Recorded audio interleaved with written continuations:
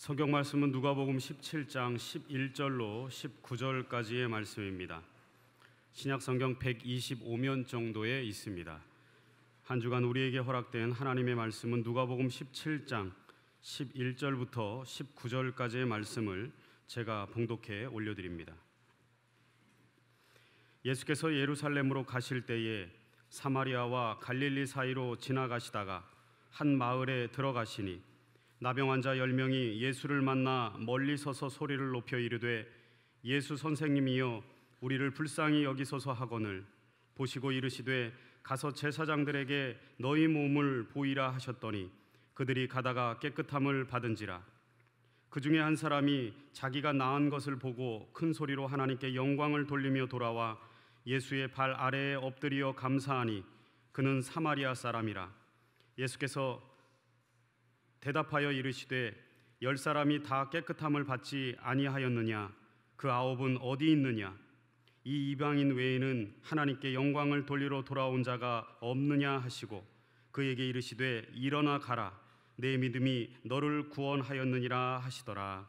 아멘. 이 시간 할렐루야 찬양대에 찬양이 있겠습니다.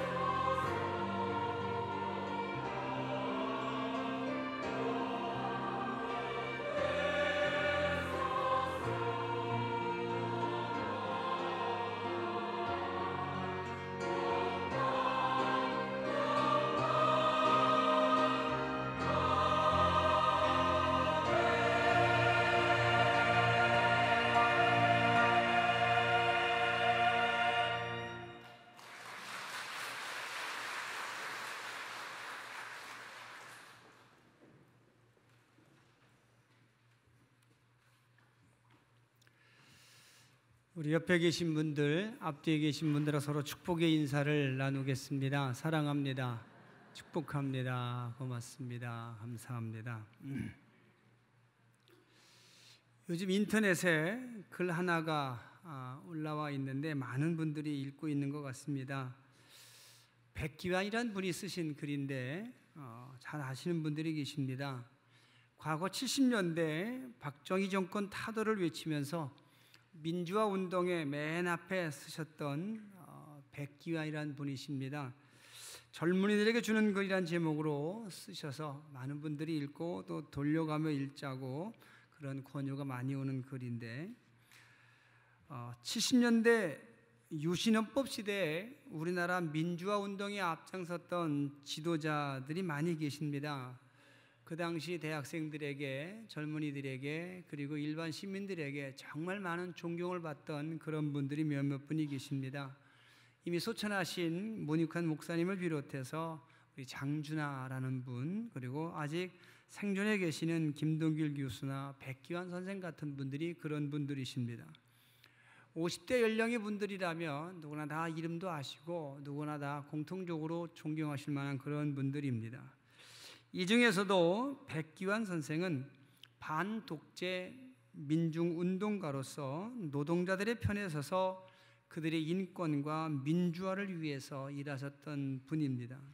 특별히 박정희 정권의 유신헌법을 반대하다가 긴급조치법 위반 1호로 구속된 것으로도 잘 알려진 분이십니다.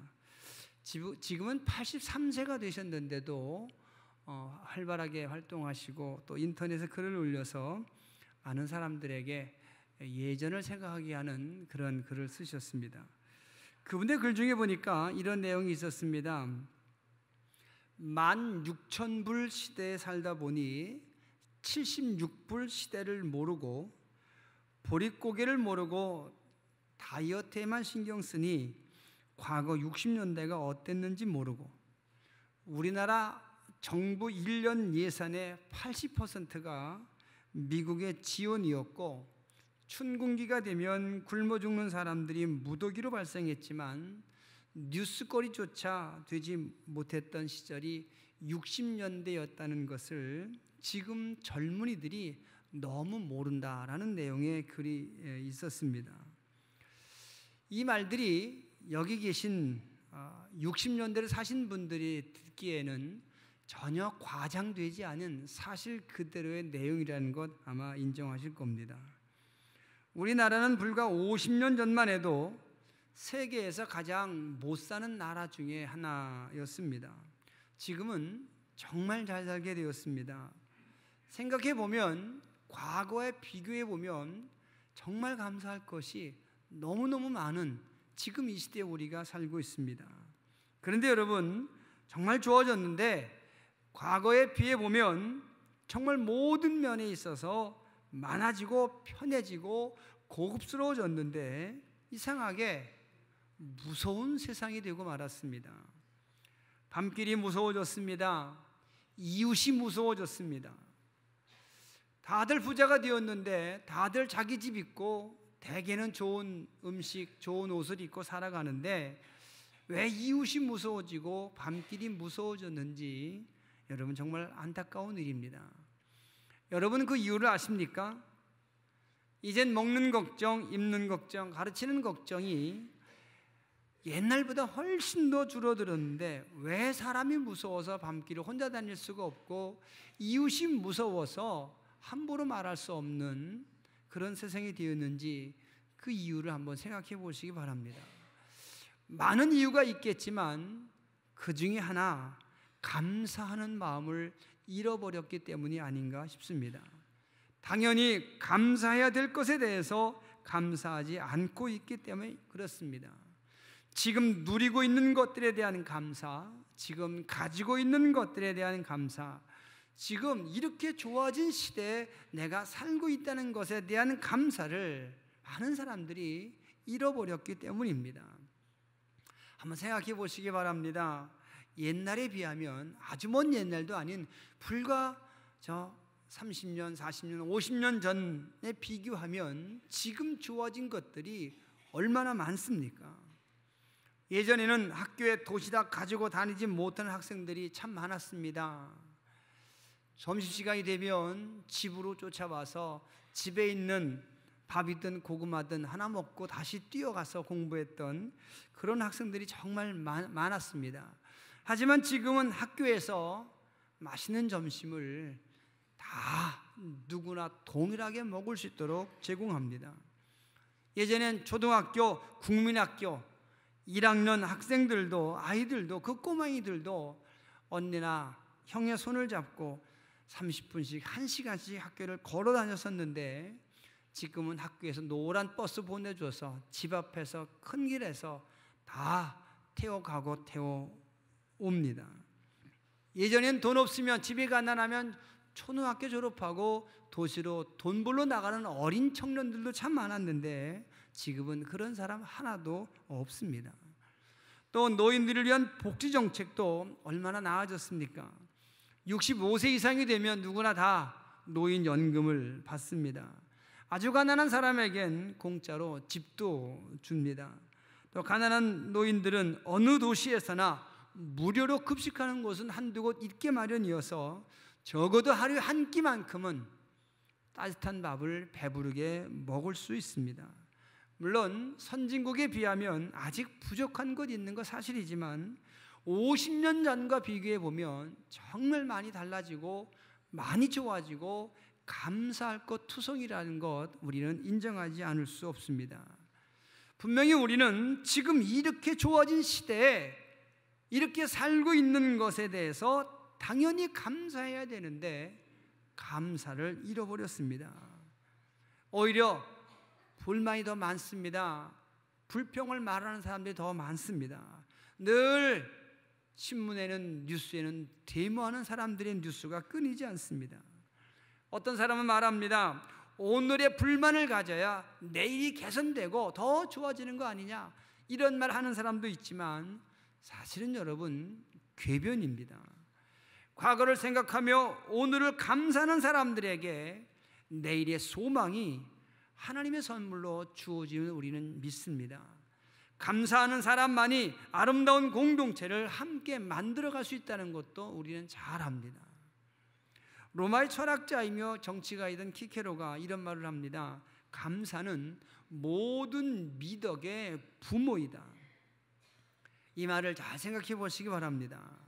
감사가 모든 미덕의 부모라는 말은 감사하는 마음을 통해서 다른 미덕들이 만들어진다는 뜻입니다.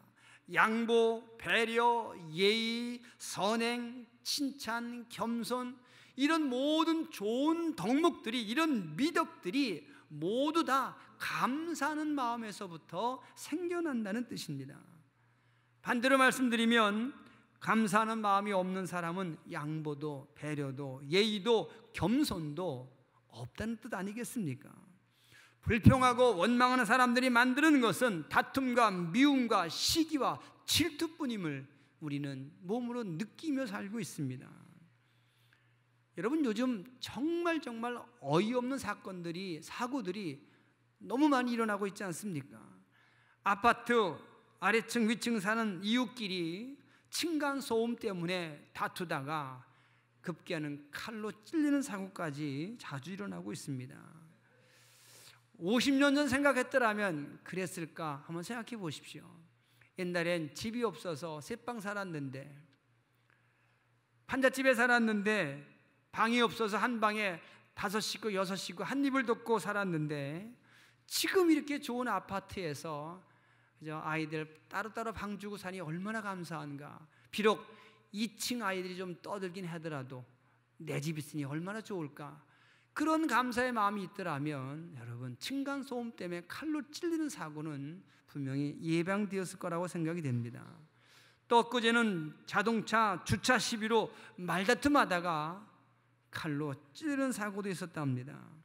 여러분, 옛날엔 차가 없어서 대부분 걸어다니고 콩나물 치러 같았던 시내버스 다녔던 시대를 생각하고 내게 차가 있음을 감사했다면 그까지 주차 시비 때문에 칼로 찔리는 사고는 아마 없지 않았을까 싶습니다.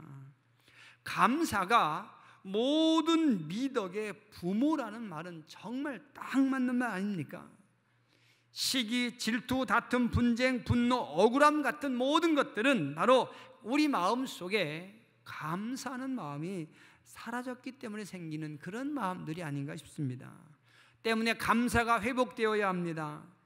가장 먼저는 하나님께 대한 감사가 회복되어야 합니다. 그리고 부모님에 대한 감사, 이웃에 대한 감사, 내가 이런 시대에 살아 숨쉬고 있다는 것에 대한 감사의 마음이 우리 안에 회복되어야만 합니다. 사람들의 마음속에 감사의 마음이 회복되지 않으면 우리 사회가 가지고 있는 여러 가지 사회 문제들은 절대로 해결되지 않을 겁니다. 모세가 이스라엘 사람들을 향해서 마지막 설교했을 때 그 설교에서 가장 많이 반복되면서 강조된 것이 바로 감사였습니다. 하나님께 대한 감사를 잃어버리면 약속의 땅에 들어가서, 축복의 땅에 들어가서 실패하고 망하게 된다라고 경고하고 있습니다. 앞으로 약속의 땅에 들어가면 잘 살게 될 텐데, 성공할 텐데, 행복해질 텐데, 부자가 될 텐데, 많은 건 누릴 텐데, 바로 그때 감사 잃어버리면 너희들 망한다. 그것이 모세가 마지막 설교의 주제입니다. 신명기 8장 17절의 말씀을 함께 읽으시기 바랍니다. 또 두렵건대 내가 마음에 이르기를 내 능과 내 손의 힘으로 내가 이 재물을 얻었다 할까 하노라. 내 하나님 여호와를 기억하라. 그가 내게 재물 얻을 능을 주셨음이라. 아멘. 사람이 감사를 잃어버리면 실패합니다. 사람이 감사할 줄 모르면 불행하게 됩니다. 왜냐하면 감사하는 마음을 통해서 성공하거나 행복하게 살 수 있는 모든 지혜와 능력과 미덕이 만들어지기 때문입니다. 감사를 잃어버리면 하나님께서 약속하신, 하나님께서 친히 인도하신 그 축복의 땅에서도 망할 수 있습니다. 감사를 잃어버리면 부자가 되었지만 불행할 수 있습니다. 감사를 잃어버리면 크게 성공했어도 불행하게 될 수 있습니다. 바로 지금 우리의 모습이 이 모습 아닙니까? 전 세계적으로 볼 때 우리나라는 크게 성장했습니다. 기적적으로 빠른 시일 내에 부자가 된 나라라고 다 존경합니다. 하지만 정작 그 성공한 나라 안에 사는 우리들이 느끼는 행복 지수는 다른 선진국에 비해서 거의 바닥 수준이라는 것 여러분 아시지 않습니까? 지금 우리나라는 불과 50년, 60년 만에 가장 가난한 나라에서 세계에서 10손가락 안에 꼽히는 부자 나라가 되었지만 밤길이 무서워서 혼자 다니질 못합니다. 이웃이 무서워서 불평도 말할 수가 없습니다. 사람이 무서워서 낯선 사람 만나면 피해야 합니다. 여러분, OECD 국가 가운데 우리나라 어린이 청소년 행복지수가 6년째 꼴등이랍니다. 제가 인터넷 뒤져보니까 우리나라 어린아이들, 청소년들이 행복합니까? 라고 물었는데 OECD 나라를 비교했는데 꼴등인데 그것도 6년째 뺏기지 않고 꼴등하고 있답니다. 감사를 잃어버렸기 때문입니다. 지금 누리는 모든 것들에 대한 감사를 잃어버렸기 때문에 부자가 되었지만, 많이 가졌지만, 기적의 나라라고 말은 듣지만 그 속에 사는 사람들은 행복하지 못한 겁니다. 여러분, 감사를 잃어버리면 망합니다. 아무리 돈을 많이 벌고 공부를 많이 했어도 감사를 잃어버리면 불행하게 됩니다. 때문에 감사는 미덕을 만드는 역할을 넘어서서 인생을 성공하게 만드는 삶의 지혜임을 기억하시기 바랍니다. 이제 감사가 얼마나 중요한지 성경의 말씀을 통해서 몇 가지 함께 생각해 보기를 원합니다. 첫째로, 감사는 모든 관계를 성공적으로 유지하게 하는 방법입니다. 악화된 관계를 회복하는 것, 좋은 관계를 유지하는 방법, 이것이 바로 감사입니다. 또 다른 말로 하면 첫사랑, 첫마음, 첫믿음, 첫 열정을 잃어버리지 않고 유지하게 하는 방법, 이것이 감사입니다. 하나님의 능력과 은혜를 항상 기억하며 감사한다는 것은 하나님과 영적인 관계를 성공적으로 유지하고 있다는 것과 같은 뜻입니다. 마찬가지로 부모님께 감사하는 마음을 가지고 있어야 진실된 효도를 할 수 있습니다. 여러분, 부모가 자녀에게 가장 서운할 때가 언제인지 아십니까? 다 큰 자식이 자기 혼자 큰 줄 알고 부모를 무시할 때라고 합니다. 나면서부터 그만큼 크고, 나면서부터 그만큼 배우고, 나면서부터 그만큼 똑똑해지고, 태어나자마자 이틀 만에 어른 된 것처럼 행동할 때, 그때 부모가 가장 서운하다고 하십니다. 한마디로 부모 은혜 모르고 부모에게 감사하는 마음 갖지 않은 자녀를 볼 때마다 부모님들은 정말 서운한 마음을 느낀다고 합니다. 부부 사이도 마찬가지입니다.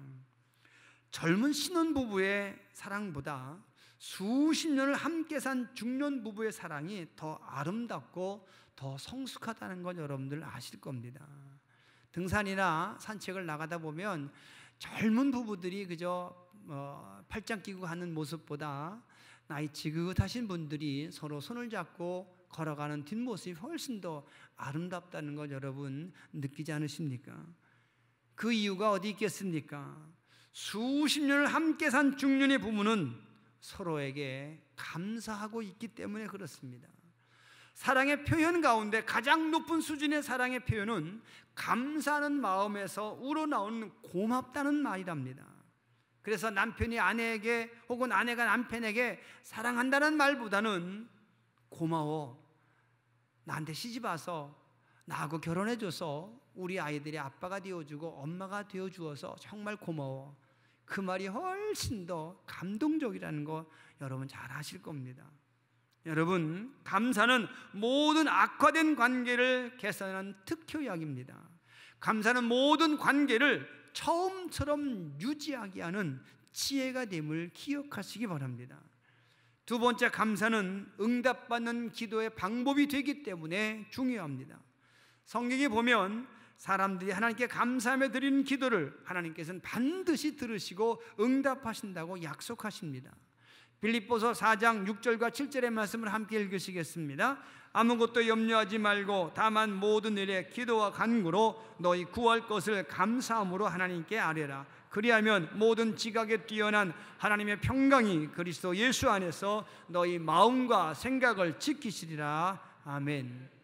기도할 때 감사하는 마음으로 하라고 말씀합니다.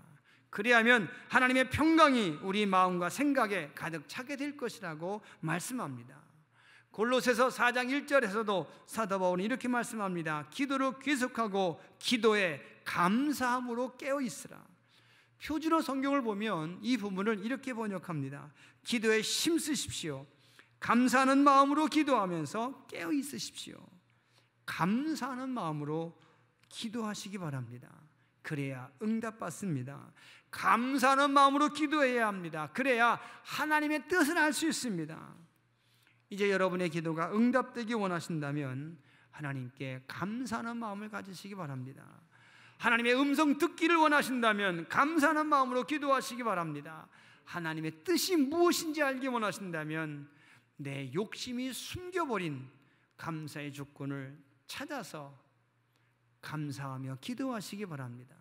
그러면 반드시 하나님의 음성과 하나님의 뜻이 무엇인지를 알게 될 줄로 믿습니다. 세 번째, 감사는 실패를 이기는 능력입니다. 다른 말로 하면 감사는 성공할 수밖에 없는 성공의 비결이 되고 성공의 습관이 된다는 뜻입니다. 우리는 이스라엘 사람들이 왜 광야에서 모두 죽었는지 그 이유를 잘 알고 있습니다. 끊임없이 반복되는 이스라엘 사람들의 원망과 불평이 그들 스스로를 죽게 했다는 것을 성경을 통해서 읽고 배웠기 때문입니다. 민수기 14장 28절의 말씀을 함께 읽으시기 바랍니다. 그들에게 이르기를 여호와의 말씀에 내 삶을 두고 맹세하노라. 너희 말이 내 귀에 들린 대로 내가 너희에게 행하리니 너희 시체가 이 광야에 엎드려질 것이라. 아멘. 하나님께서 자기 삶을 두고 맹세하셨습니다. 너무너무 화가 나고 정말 속이 상하셔서 자기의 이름을 두고 자기의 존재를 두고 맹세하시기를 원망하고 불평하는 사람은 반드시 이 광야에서 죽게 내버려 두시겠다라고 경고하셨습니다. 여러분, 세상의 모든 복은 하나님이 주셔야 받습니다. 세상의 모든 성공과 행복이 하나님의 손이 붙들려 있고 하나님께서 그것을 선물로 주셔야 사람이 받아서 행복하고 승리할 수 있습니다. 그런데 그 하나님께서 감사하지 아니하고 불평하고 원망하는 사람들에게 절대 주지 않으시겠다고 맹세하셨습니다. 때문에 불평하는 사람은 승리할 수가 없습니다. 원망하는 사람은 행복할 수가 없습니다. 생각해 보시기 바랍니다. 이스라엘 사람들이 광야에서 살 때 그들은 모두가 다 하나님이 주시는 하늘의 만나를 먹고 살았습니다. 40년 동안 농사 짓지 않았지만 굶어 죽은 사람 한 사람도 없습니다. 배고파 죽은 사람 하나도 없습니다.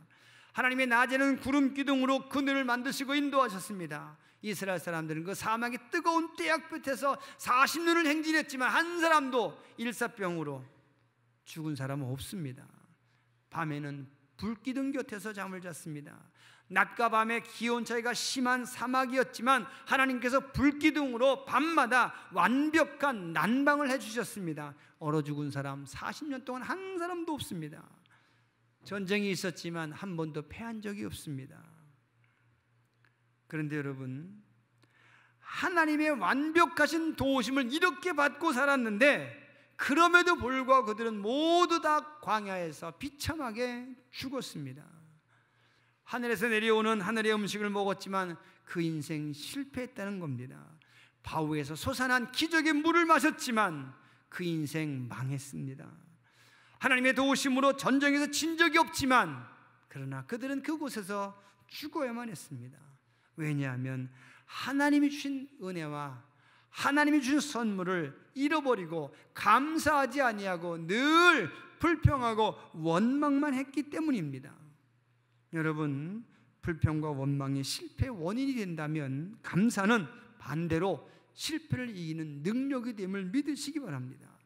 감사는 어떤 곳에서든 성공을 찾아가는 지혜가 되고 성공을 만드는 능력이 된다는 사실을 기억하시기 바랍니다. 억울한 종살이에서도 억울한 옥살이에서도 감사를 잃지 않았던 요셉의 성공 비결이 바로 감사였음을 기억하시기 바랍니다. 자신을 모함하는 사람들의 억울한 모함 때문에 사자굴에 던져진 다니엘이 승리할 수 있었던 성공의 비결도 역시 하나님께 대한 감사의 기도에 있었다는 것, 여러분 성경을 통해 확인하시기 바랍니다.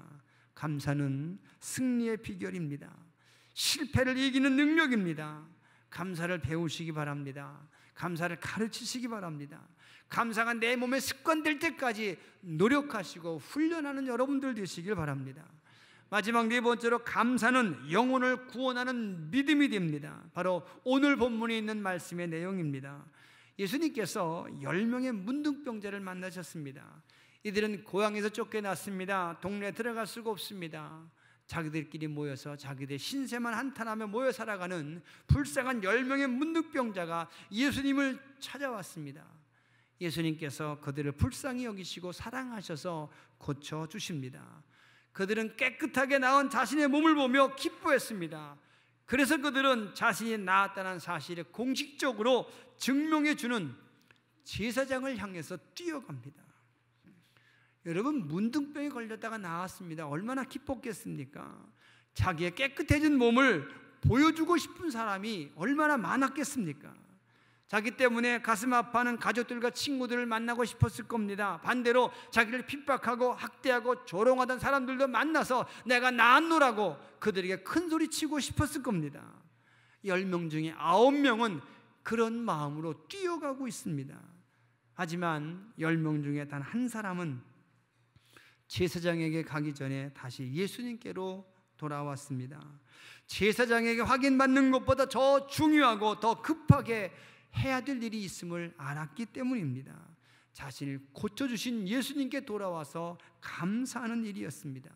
그 어떤 것보다도 더 중요하고 더 급한 것은 자신을 고쳐주신 예수님께 돌아와서 감사하다고 고백하는 것, 그것이 정말 급하고 중요한 것임을 이 사람만 아는 겁니다. 그래서 그 한 사람은 예수님께 돌아와서 무릎 꿇고 감사합니다. 그러자 예수님께서 그 한 사람에게 이렇게 물으십니다. 본문 17절의 말씀입니다. 예수께서 대답하여 이르시되 10사람이 다 깨끗함을 받지 아니하였느냐? 그 9은 어디 있느냐? 여러분, 예수님께서 9명을 찾으십니다. 감사하지 않은 사람들, 감사를 잃어버린 사람들, 감사의 타이밍을 놓친 사람들을 예수님께서 찾으십니다. 찾으신 이유가 뭐겠습니까? 감사는 해도 되고 안 해도 되는 것이 아니라 반드시 해야 되는 것이기 때문에 찾으시는 겁니다. 감사하면 더 좋은 것, 더 큰 것, 더 영원한 것을 얻을 수 있기 때문에 예수님은 안타까운 마음으로 감사하지 않는 그 9명을 찾고 계시는 겁니다. 여러분, 감사는 선택이 아니라 의무라는 사실을, 필수라는 사실을 분명히 믿으시기를 바랍니다. 그리고 예수님은 감사하기 위해 찾아온 그 사마리아 사람, 그 한 사람을 축복하십니다. 함께 읽으시겠습니다. 그에게 이르시되 일어나 가라, 내 믿음이 너를 구원하였느니라. 아멘. 여러분, 이 사람은 감사했기 때문에 그 영혼까지 구원받습니다. 감사했기 때문에 육신뿐 아니라 영혼까지 구원받습니다. 지금만 좋은 것이 아니라 나중도 좋아진 겁니다. 잠깐 좋아진 것이 아니라 영원히 좋아졌습니다. 감사는 더 큰 은혜, 더 성숙한 은사, 더 아름다운 열매를 맺게 하는 축복의 통로가 된다는 사실을 분명히 믿으시기 바랍니다. 때문에 감사는 무조건 해야 합니다. 누구나 해야 합니다. 때를 가리지 않고 해야 합니다. 최선을 다해서 감사를 배워야 합니다. 그럴 만한 충분한 가치가 있는 것, 그것이 바로 감사입니다. 사랑하는 성도 여러분, 감사는 악화된 모든 관계를 회복합니다.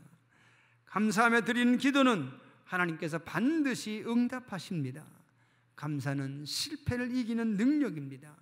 감사는 내 영혼을 구원하는 믿음입니다. 이제 감사하며 사시기 바랍니다. 먼저 하나님께 감사하며 사시기 바랍니다. 하나님과 신령한 교제, 친밀한 교제 원하신다면 감사하며 하나님의 능력과 은혜를 항상 기억하며 사시기 바랍니다.